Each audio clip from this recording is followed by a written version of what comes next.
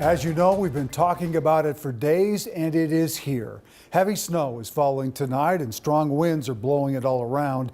This is a live radar, a picture of live radar, where you can see the big February storm over us right now. A look at Maple Grove on the right-hand side from Mobile 11, where our photographer says the highways have at least been cleared, at least one lane anyway, but the ramps continue to be treacherous. Driving is difficult, as you probably know. Could be even worse in the morning. We have live team coverage tonight to show you the conditions and what you'll need to know when you wake up.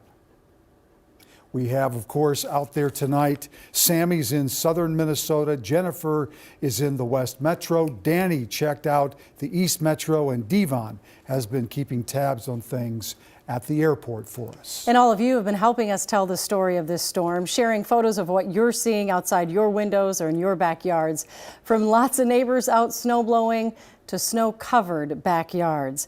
Many of you heeded the warning and you stayed home, but you made the most of it. Amy shared this video with us of her dog Jada is rolling around in the backyard and having a blast. This is, however, all far from over. We will pick up a bunch more snow before it's all said and done, so let's get right out to Belle. Hey, Belle. Well, hi, Julie and Randy. You know, it's been difficult to really measure out here in the backyard, probably the same with your backyard, because the blowing and drifting is moving it around and the snow is very light. Here are your headlines for this evening at 10 o'clock as this storm continues, this 3-day storm. So the snow continues overnight, and at times it's going to become heavy. We're going to have some bursts of heavier snow. I'll explain that in a moment. Blowing and drifting is a big factor across the entire state, and just west of the metro, we have blizzard conditions that will last through morning, and then the snow will finally wrap up before noon tomorrow. But yes, it will be a challenging morning commute. So at times we've had some gaps where maybe you looked out your door and you said, hey, is it over? And then it fills right back in again. And we've been watching this because of course, the scope of this storm is so large. So we did have a little bit of a gap, and as you can see, it's filled back in, but the southwest portion of the state is quiet for now. But as I look off to the west, this is the tail end of the storm. And I am seeing 3 waves, 3 bursts of energy of heavier snow. One that's just to the north and east of Sioux Falls, one that is in the northern portion of Nebraska, and then one that's near North Platte that was in Denver earlier tonight. All of this is going to come through here tonight, and each of those bands is going to intensify the snow in the overnight hours. So that's why this will continue. The other big problem has been the winds. These are the current wind gusts out of the north and east at 32 miles an hour, really blowing all of this light snow around and causing really difficult road conditions. The temperature right now, that's it. That's the warmest temperature we'll have for the next day and a half. Temperatures tumble and really do not recover, as you note here. All right, we'll talk more about those totals and, of course, the rest of the week's forecast in just a few minutes. All right, thanks, Belle. You were talking about that wind. Well, that wind is really whipping up the snow, especially in the southwestern part of the state. What you see there in purple, that is where travel is not advised in Minnesota right now. Where it's red, you can see those roads are closed because of the blowing snow. And just east of there are similar conditions. Sammy Selena is along I-35 in Owatonna for us tonight. Hi, Sammy. Hi, Julie. So right now, the wind, like you said, it's gusting pretty hard. Visibility isn't too bad, but I'll tell you what, if you're looking in the direction that the wind is coming, it stings the eyes a bit. But luckily, visibility, again, not too bad. But all of these conditions are challenging people to change their travel plans. I'm in front of the Country Inn & Suites, and they're pretty full. They do have a few rooms left, and we checked in with other hotels in the area that also say, yes, we are very full. We are getting a lot of people, but luckily there are some rooms available for folks that need a place to stay tonight that don't want to challenge these conditions on these roads. Now, we did check in with drivers throughout the day because this has been coming since about noon, this snow and this wind. And drivers, they tell us that their big rigs have been moved around because of the high gusts of winds that we're seeing. Now, luckily, the roads have been pretty clear on I-35, but I'll tell you what, if you're traveling around Owatonna, there is definitely some drifts of snow that's being blown onto the road, so you definitely want to be careful. Now, we've also been checking in with emergency management. They said that they are standing by tonight in case the weather gets worse, in case roads in the area close and there are stranded drivers out there. The National Guard, they are also standing by at all of the armories across Minnesota. They're being manned 24/7 in case they get the order that they need to go out and help folks and possibly turn their armories into warming shelters if folks need a place to stay. Back to you. All right, Sammy, thank you. It wasn't just south of us seeing that wind and snow. Jennifer Hoff saw the same thing. She was traveling through the West Metro tonight. Joins us live from Excelsior. Jennifer? Randy, good evening. At towns like this, as you said, all across the western suburbs, things are quiet at this hour, including on the local highways that we drove all throughout the evening. People heeding the warnings and staying home as much as they could tonight. But it was that blowing snow that we saw across those highways, the drifts big out there, especially when you got out past the cities, that again had a lot of people taking note.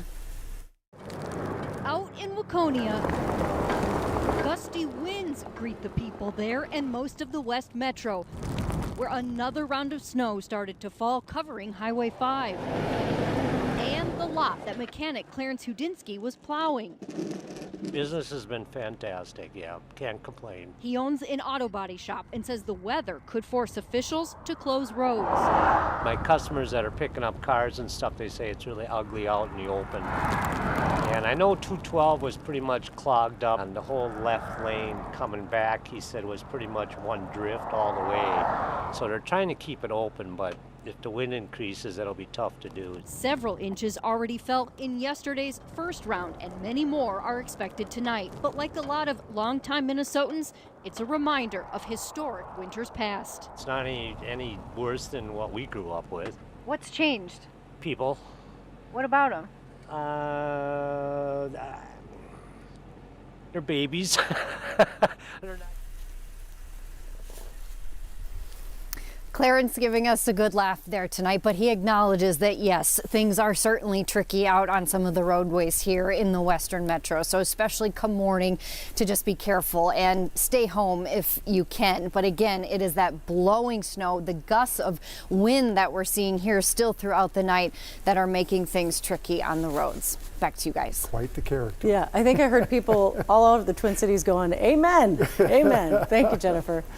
Well, that blowing snow is causing a big mess at MSP tonight. You can see nothing but red cancellations on the airport's flight tracking website right now. Airport crews worked all day trying to clear runways and get planes off, but for most flights, it wasn't enough. Devon Roming has been at the airport all night, catching up with passengers trying to get out. Devon?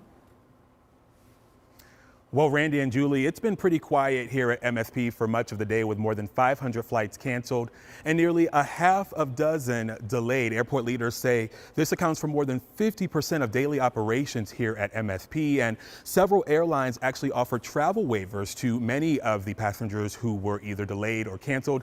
Many of them we spoke with say they're truly grateful. They offered me full credit on the ticket to use, on a future flight and or just rebooking. And since I'm Diamond, they did automatically rebook me on the, next available thing, but that is sadly a long ways off. I have to figure out that I can get a hotel room, and after that we have to see how we can move to the airport again tomorrow morning. We've been trying to get up out. We was praying, just for real, we was praying, we leaving. And those prayers came through for that family there, because there were several flights that actually did get to leave MSP this evening. And airport officials say they have crews working around the clock out on the runways to keep those runways clear in order to keep flights moving. Of course, this is all weather permitting. Randy, Julie. All right. Thank you, Devon.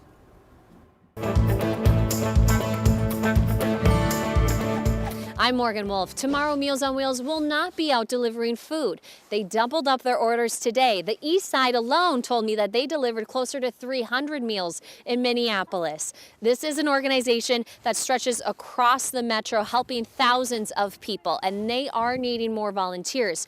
If you want to get involved, visit care11.com. I'm Kaya Edwards at St. Helena Catholic Church in Minneapolis, one of several churches getting creative this Ash Wednesday due to this winter storm. Here, a group delivered ashes to those unable to make it to Mass because of the snow. They also offered to shovel.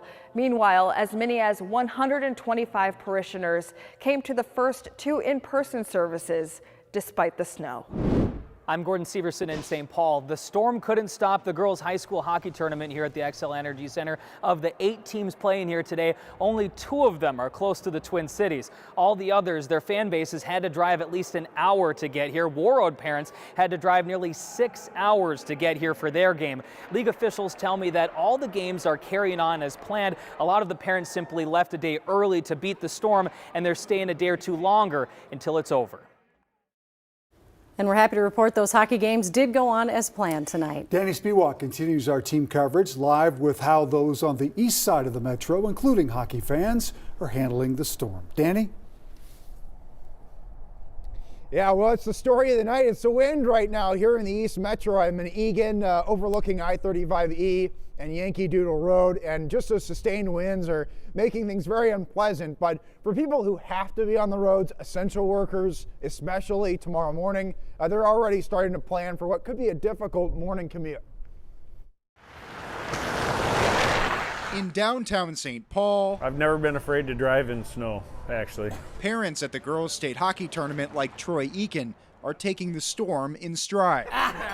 Minnesota. This whole crew from Mankato East drove into town a day early to beat the storm. We brought sandwiches and beverages just in case that we got locked in our hotels, but it doesn't seem so bad out right now.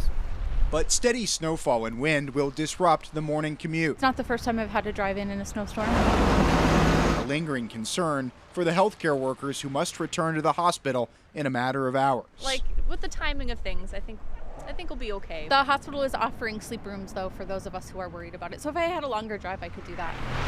The city of St. Paul is helping workers and residents, too, by opening 8 parking ramps for free during the snow emergency. It's unpredictable Minnesota weather, as usual. It's not a problem if you're like Christina Nett. It's fun. Yeah. Who happens to have Thursday off. Don't have to worry about driving. I'll just hang out outside and play in the snow. I can tell you here on I-35E in Eagan, we did just see a line of probably 5 state plows go through about 15 minutes ago. So they will be out all night doing their routes here, not only in the Twin Cities, but across the state as they try to clear the roads for the commute in the morning. Back to you. All right, Danny, thank you. Tomorrow is another weather-worn day, so stay with KARE 11 for the latest on the storm. Our continuing coverage picks up tomorrow morning at 4 a.m. and goes throughout the morning, and you can watch it online and on air. We'll be right back.